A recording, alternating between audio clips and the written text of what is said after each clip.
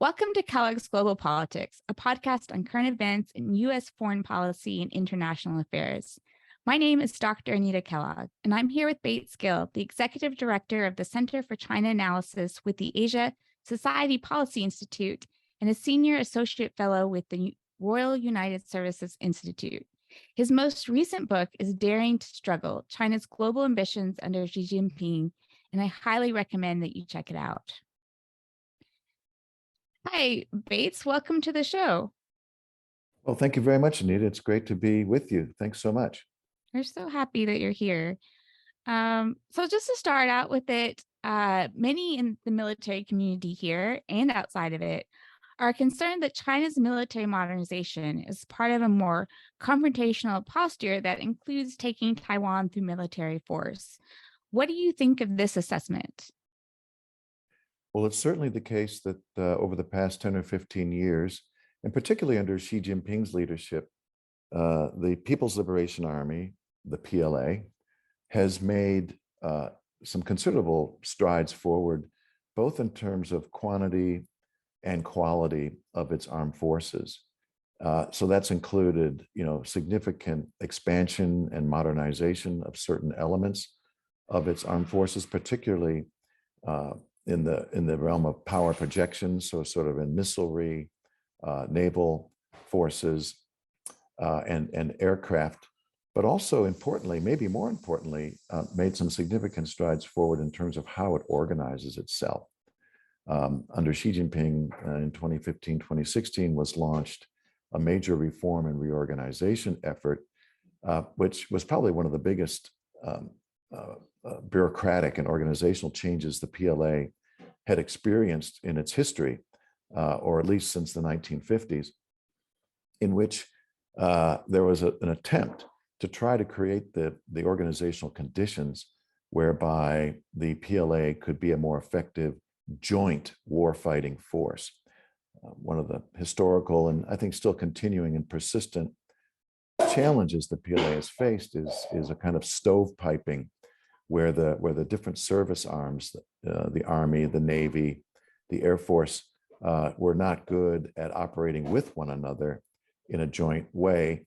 And this reorganization is an effort to try and change that, first by introducing joint commands, joint regional commands or theater commands, under which the PLA would be geographically organized in China, but also to introduce a new service arm to the PLA called the Strategic Support Force, which ostensibly is intended to provide a sort of underlying information and technology backbone or foundation, which would service all of the principal warfighting arms of the PLA, the Army, the Navy, the Air Force, and the Rocket Force, to help them integrate with one another better, to take greater advantage of new technologies that the PLA has been able to access, like space-based and cyber-based, and so on. A long story short, the PLA is definitely positioning itself to be a far more effective and powerful military player, especially in the region in its immediate periphery. And of course, that brings us to the question of Taiwan. I do think that one of the driving forces behind this advancement in its qualitative, technological capability, plus its quantitative organizational effectiveness, is very much the understanding that they need to be able to be prepared to use force if necessary in order to achieve what they would call the reunification of Taiwan. Xi Jinping is pretty clear that by saying things like, we need to be ready to do so, not that we will do so, but that we need to be ready to do so by 2027, which is sort of the 100th anniversary of the formation of the People's Liberation Army. And more vaguely, but I think in some ways more tellingly that Taiwan the retaking of Taiwan is explicitly noted as being a goal in order to achieve the so-called Great Rejuvenation of the Chinese nation, which, according to Xi's timeline, needs to take place by 2049. So you add it all together, and yes, we should be having mounting concerns about China's capacity as well as its apparent will to potentially use force going forward in its region and in particular towards Taiwan in the future. Yeah, that's really insightful. Continuing along these lines, you wrote recently about the rise of the military-industrial technocrats as an important new faction at the top of China's political system. What does this mean for the growing rivalry between the US and China, and are there additional foreign policy implications for this development?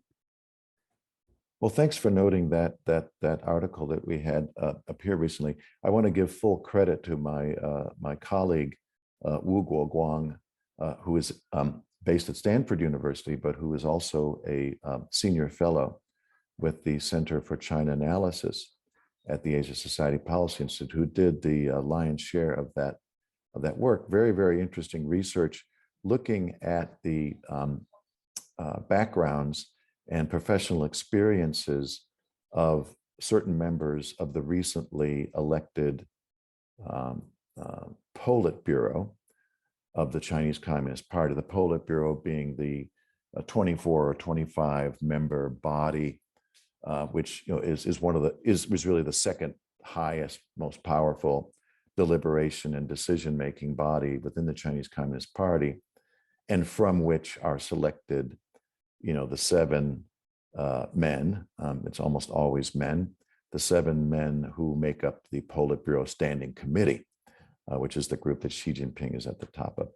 So it's an important group, the Politburo, and examining who's up, who's down, and who are the newcomers, especially, is always an important analytical exercise that China watchers need to take, because it probably helps us to the degree we can discern the black box of Chinese senior elite decision making. It's one way for us to have some idea of the directions and priorities which the leadership is giving to certain policy areas and so on. So one of the most interesting outcomes that Guoguang identified in the most recent Politburo selection process is that something like 40% of the new members, the newly elected members of the Politburo, and what we're talking about is about 5 out of the 13 new members of this 24-member body, all had an unusually similar set of educational background and professional experience. Namely, they all have educational backgrounds in military technical sciences. So things like aerospace, nuclear engineering, artillery related educational experience, armaments. And in addition to that educational background, went into the military-industrial complex, first as engineers, but then rising through the ranks to take on increasingly larger and larger managerial roles. Some of them even ending up being the top leaders of these massive state-owned military-industrial firms in China. And then from there, being plucked, from those sort of that professional background to then take up political roles. So moving into the local and provincial party political system and rising through those ranks, some of them reaching, levels of provincial governor or levels of, the provincial party secretary, and then moving from there up to this, this very, very senior level of Chinese elite politics. So very, very interesting. And Guoguang also identified a continuing pipeline in this regard. That is, we see more of these individuals moving up through the ranks of the military-industrial complex, taking local political positions. And so we argued, we're going to be seeing more of these sorts of people at the upper reaches of Chinese power. So the question is why? What's going on here? And yeah, I think the intensifying rivalry with the United States probably has something to do with it. We talked earlier about the need for the PLA to be better prepared to fight if necessary, and more likely than not, or at least this is the assumption the Chinese have to make, if there is going to be conflict across the Taiwan Strait, there's a very, very high likelihood that the United States is going to be involved in some way. And so the PLA needs to be prepared to fight a technologically sophisticated and highly experienced military. Maybe the thinking is, we need more people at the top of our decision-making structures who can drive military-industrial innovation, who can drive civil-military integration, which is a priority for the overall Chinese military-industrial system, and who sort of knows their way around these questions. How do you motivate the Chinese military-industrial system to move in this direction? What sort of weaponry and technologies ought to be prioritized as part of these choices? And maybe more broadly, how do you mobilize the overall party and government decision-making structures in order to prioritize and flow resources towards those end goals?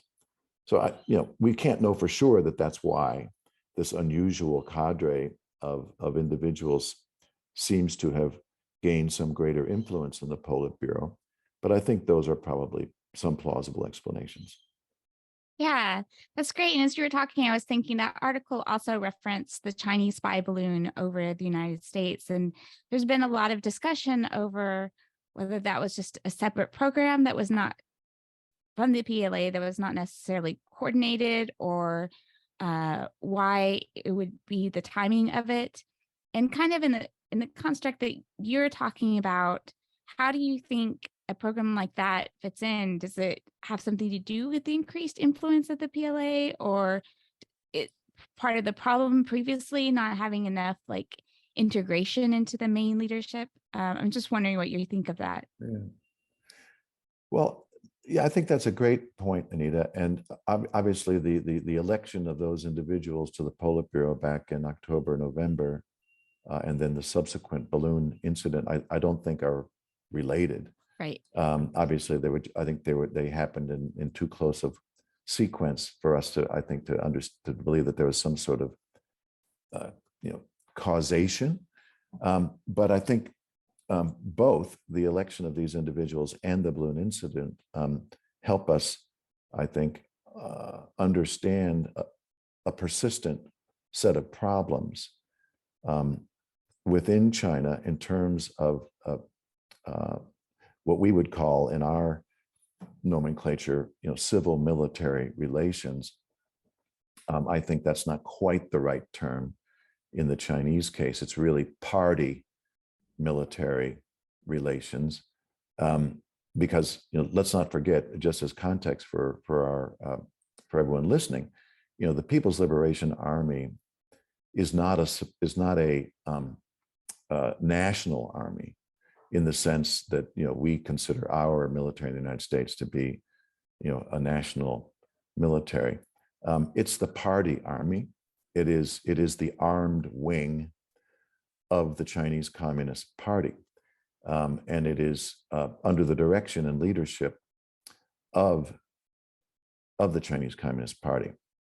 This harkens back obviously to Mao Zedong's famous statement that political power grows out of the barrel of a gun, and that's been true for the entire history of the People's Liberation Army since its founding back in 1927. But that said, while that is ostensibly the case, and it is typically true that the political leadership of the party retains control ultimately over the gun. There have been many, many instances where that control has been fractured, fragmented, less than optimum for the party leadership. And I think the example of the balloon incident may be just one relatively minor, but still consequential episode of that. Well, first of all, the PLA is an enormous organization. It's true even in the American and other government contexts that there's no way the top leader is going to know everything that's going on. It's just not possible. And in some cases, for example, in terms of covert operations, there's an incentive of the organizations conducting those to make sure the leader doesn't know. In other words, in case there's a necessity for plausible deniability, right? Mm-hmm. So those sorts of dynamics would certainly be operating in the case of the PLA and its relationship with the party, and I think that's what we saw in the case of the balloon incident, a botched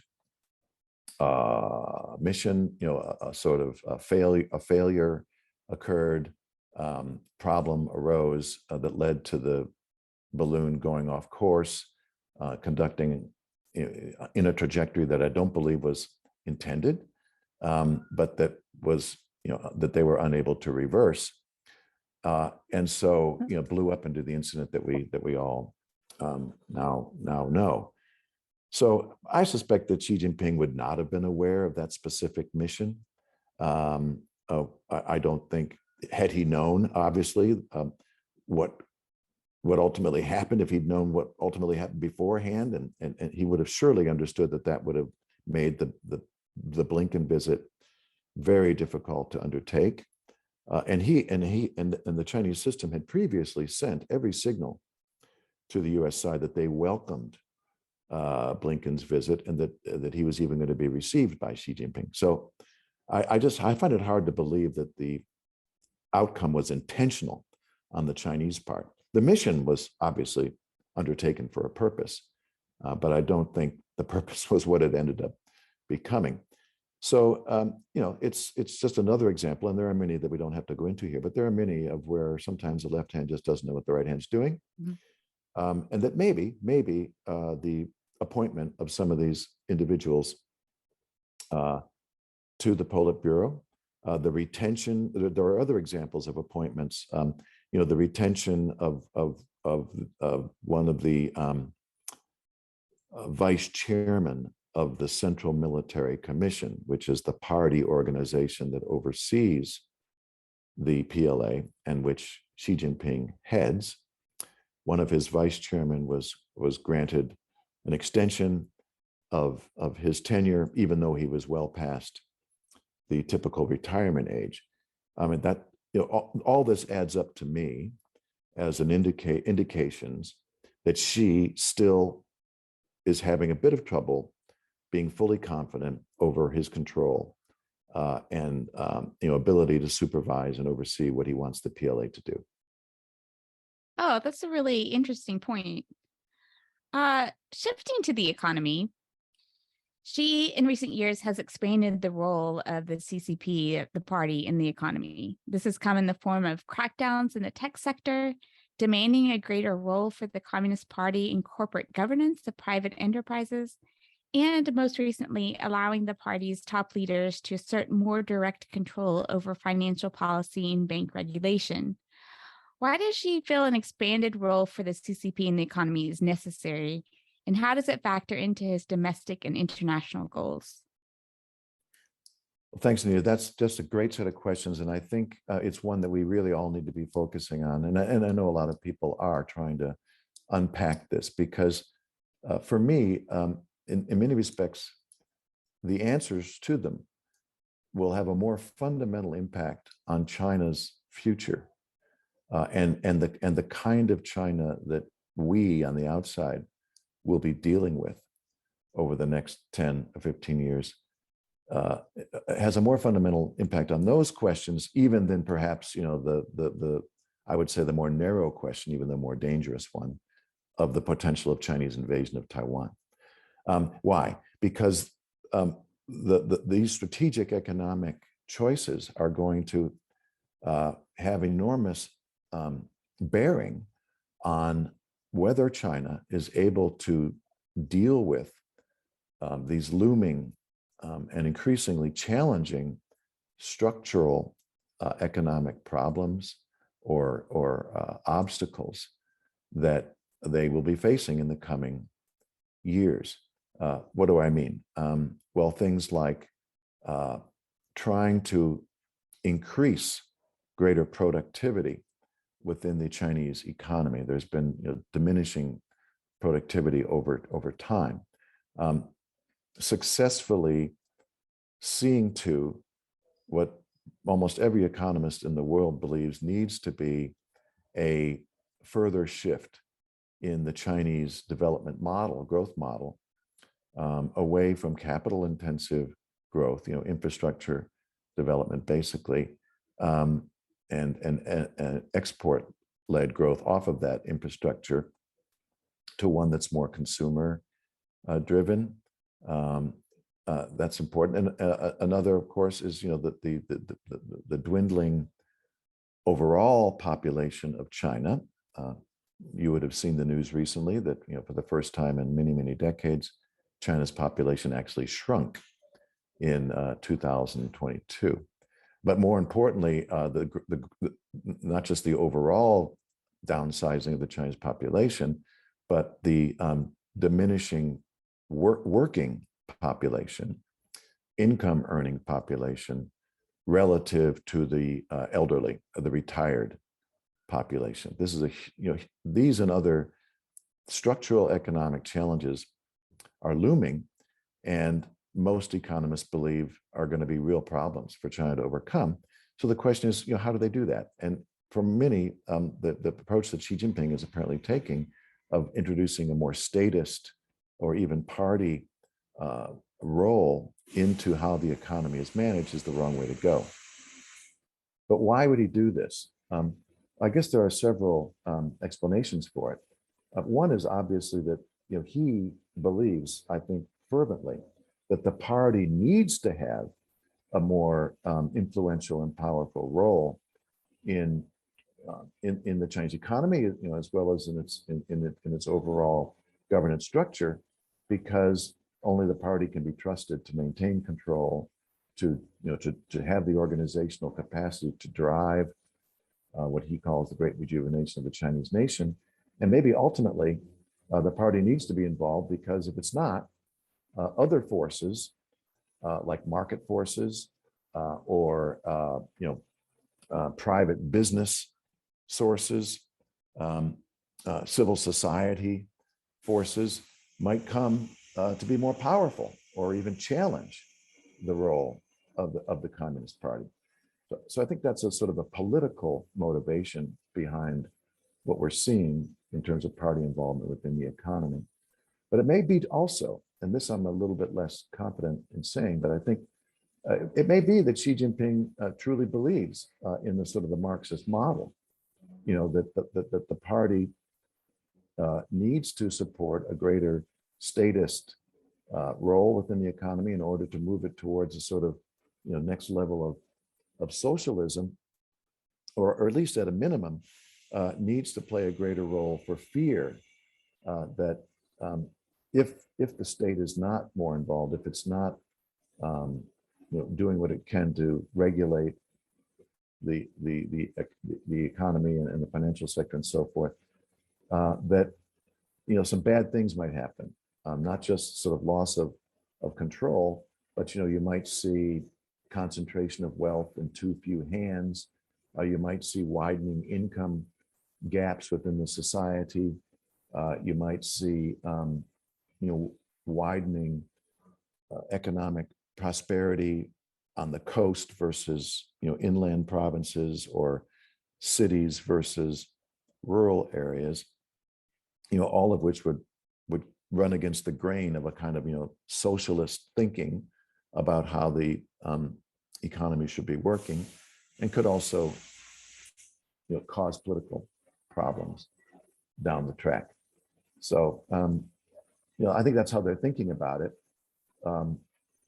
There may be a hope and an expectation that the success story of the 80s and 90s, where you had relatively firm political control on the one hand, but a successful, more or less capitalist economic dynamic on the other, can be continued going forward, and sort of create a new Chinese model for economic development that would defy, sort of the more Western notions of how developmental success should proceed.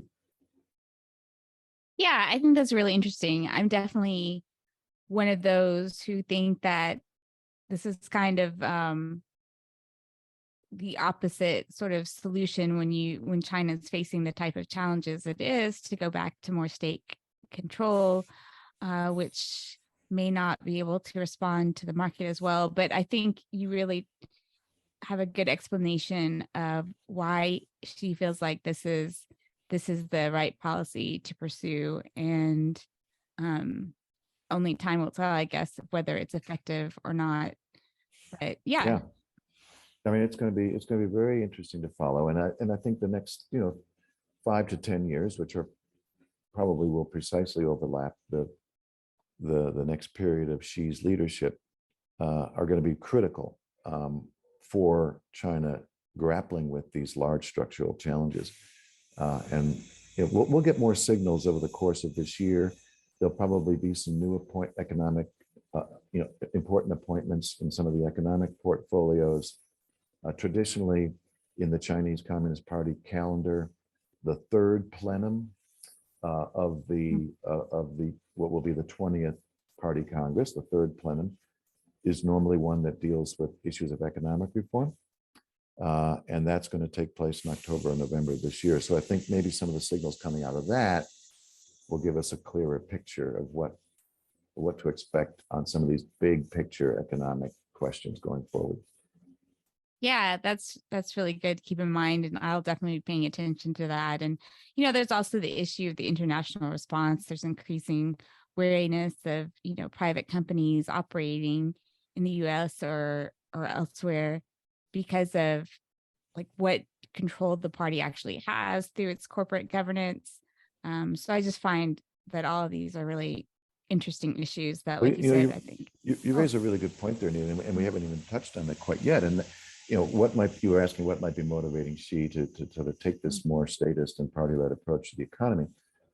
Another factor that we haven't begun to discuss is the understanding in China that some of the more traditional inputs to the Chinese economic success story are going to be more and more difficult to access going forward. And what do I mean by that? I mean foreign capital, I mean foreign technology, foreign know-how, and foreign markets.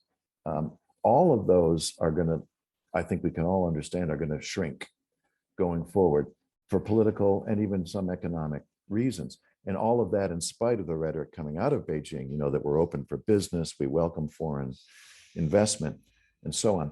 So I think the party leadership understands that if they just let the market forces work as they'd like, there's going to be trouble ahead, because both the political and economic market forces are in some ways moving away from China and looking elsewhere.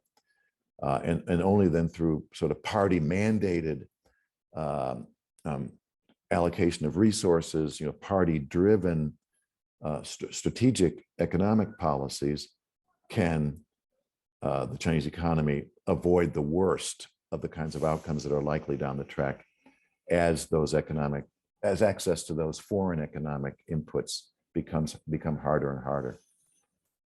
Yeah, I think that's a really good perspective. And I think maybe ironic is not the right word, but in doing that, they also make it harder to get those inputs, because there is so much suspicion now about how it'll be used, how trustful are these private enterprises.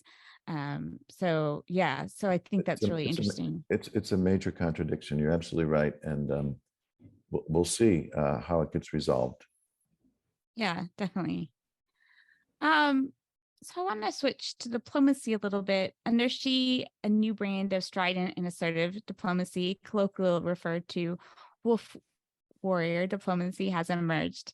And that's led to diplomatic exchanges that have heightened tensions with the United States and other nations wary of China's goals.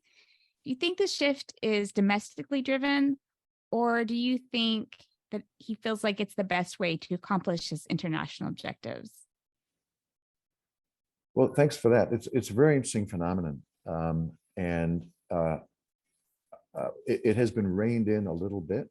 Um, I think 2022 was a difficult year for China on the international front, in part because of pushback and unhappiness with wolf warrior diplomacy, but there were a range of other things that China's doing internationally that are unwelcome.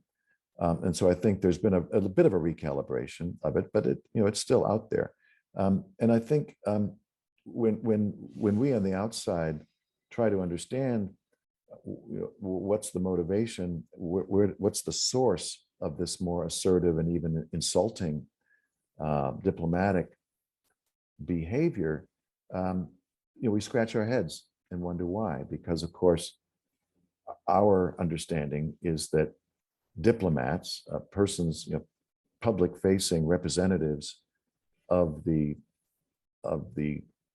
People's Republic of China, we would have thought have as their primary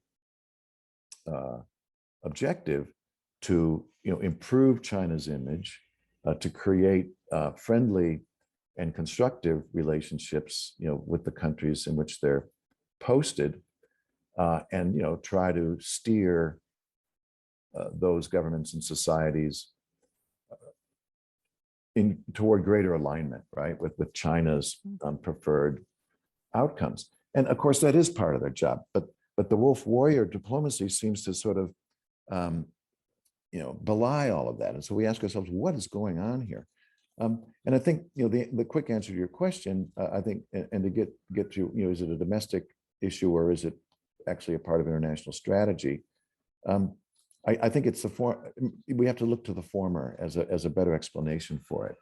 And what do I mean? It's because the rhetoric that comes out of wolf warrior diplomacy isn't primarily intended for consumption by the foreign audiences, although they surely understand that it will be consumed by the foreign audience, and usually in a negative way. The primary audience of wolf warrior diplomacy is the home audience, the domestic audience in China, to be able to sort of send the signal back home that we're defending Chinese dignity, we're demanding respect for the Chinese nation and peoples, we're pushing back on the insults and offenses that we're feeling coming at us from,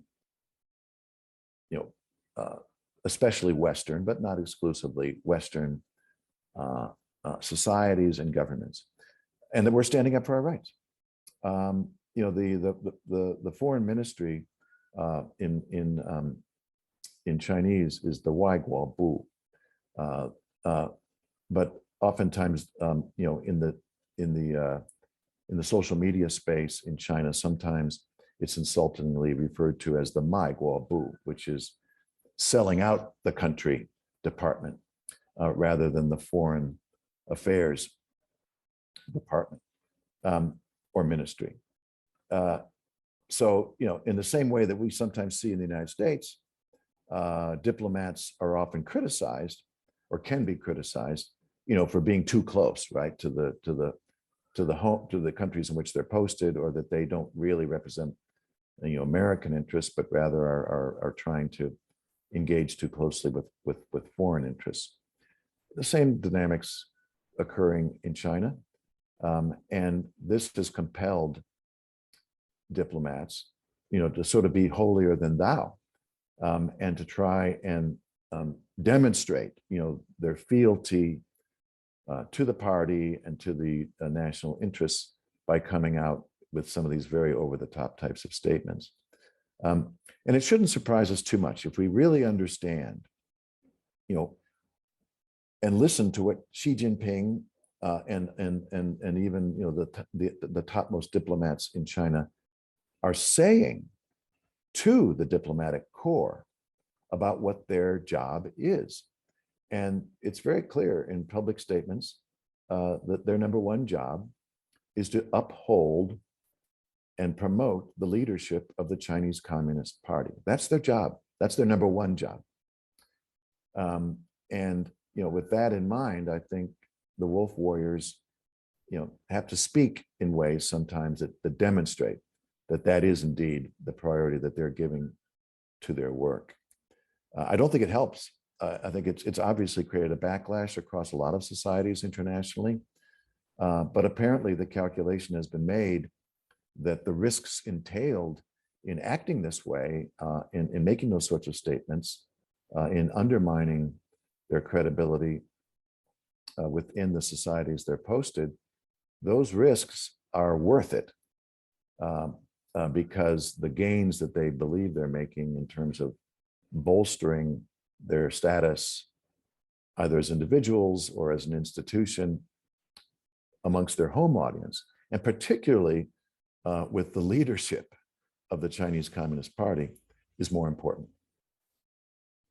Yeah, I think that's important. And even as you're saying this, I was just thinking about how you untangle, the personal incentives for the diplomats to show almost, I guess, their patriotism and make their calculations that way, and how much of it is the Communist Party trying to speak more generally to their domestic audience. So I think, thank you. Yeah. One thing that I really love about your work, and unfortunately we just barely have time to touch on it, but your research is about understanding the domestic drivers of China's foreign policy. And how do you feel, just in a very general context, that in doing so and being able to understand China from this domestic perspective helps China's neighbors and the US can avoid military conflict? Well, I think it's obviously extremely, very, very important. And one of the big jobs of the Center for China Analysis that's recently established and that I'm leading right now is, we call it trying to understand China from the inside out. And so we're trying to throw what resources we have in terms of our expertise, our Chinese language abilities, our experiences in China, networks there, relationships and so on, trying to leverage all of that in a way to better understand what's happening inside China, and then translate that knowledge in a way to help understand what China's up to, both at home and abroad, so we can respond more effectively. So it's very, very important. Easy to say, though, harder to do. I mean, China remains in many, many respects, and especially in terms of, elite politics and decision-making, very much a black box. There's a lot of big challenges in really trying to know what's going on at the uppermost reaches of power. And of course, the information availability seems to be getting more and more narrowed. So whereas maybe 20 or 30 years ago, there was a great deal more information available, I wouldn't call it transparency exactly, but a great deal more information and willingness of individuals and institutions to share information with outsiders. A lot of that's being cut back these days. And so conducting this kind of work is certainly harder than it's been since the reform era in China. And you'd probably have to go back to, the 50s or 60s to find a similarly challenging time for outsiders to try and unpack and understand what's going on. But there is information. That's one of the important things our center is going to try to demonstrating. If you know where to look, if you dig in the right places, if you are able to triangulate in a smart way, there is data, there are archives, there are sources of digitized information, And of course, there continues to be the old-fashioned way, going to China and continuing to have the kinds of meetings and interactions that will help inform your thinking. It's not ideal, but I think we're well positioned to try and do it.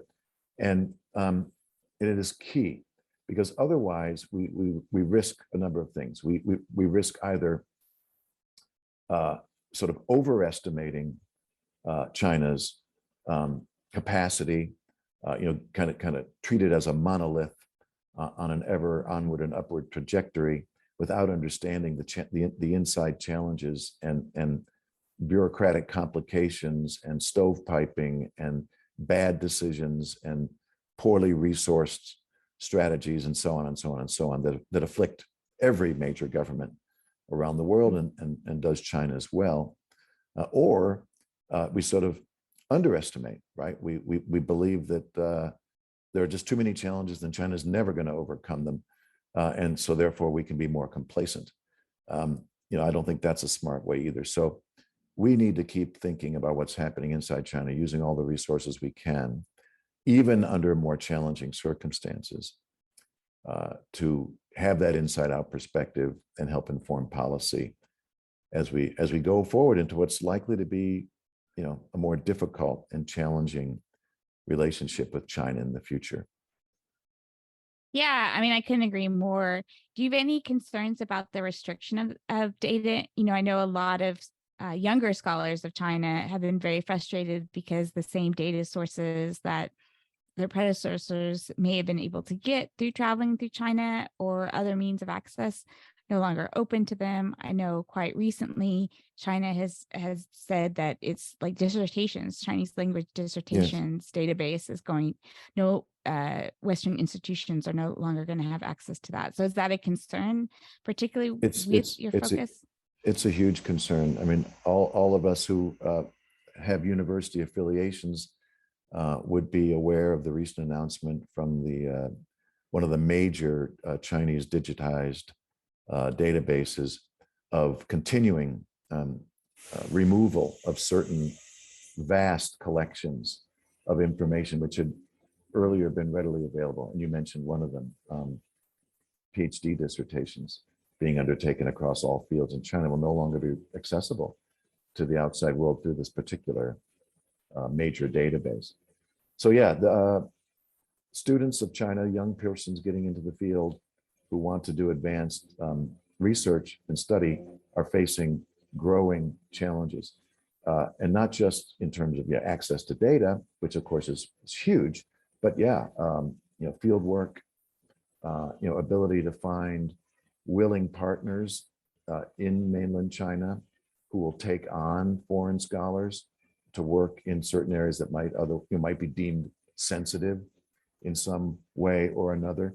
And this is really just a reflection of the larger, I guess I'd say, mistrust that has infused China's relationship with many, not just Western countries, but with the outside world more generally, particularly in the Xi Jinping era.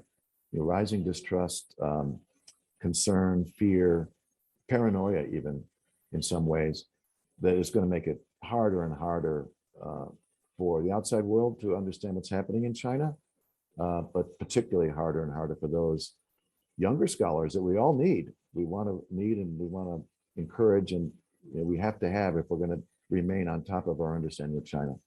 It's going to make it harder and harder for them to get the same kind of work done. There are alternatives, of course, and their supervisors are working hard and trying to provide them. But it's going to be more difficult to undertake certain types of study in China going forward. Yeah, and from my perspective, I think this increasing lack of trust on both sides is really problematic because of once you cut off those information sources on both or either side, then it makes it harder it just seems to increase the level of mistrust and tensions. And instead of being able to have the knowledge to find a way to lessen tensions. You're absolutely right. It increases mistrust. And of course, it almost by definition increases misunderstanding because you just don't know. And that certainly in the policy world, that leads to worst casing when you don't really know. Yeah. Well, thank you so much. Like I said, I really enjoy your work and I've learned so much just talking to you. And I know people listening to this will as well. And I really, really appreciate. Thank you so much for being on the show. Well, thank you, Anita. It's just been a great opportunity, and I look forward to continuing the conversation with you at some future date. Me too. Thank you so much.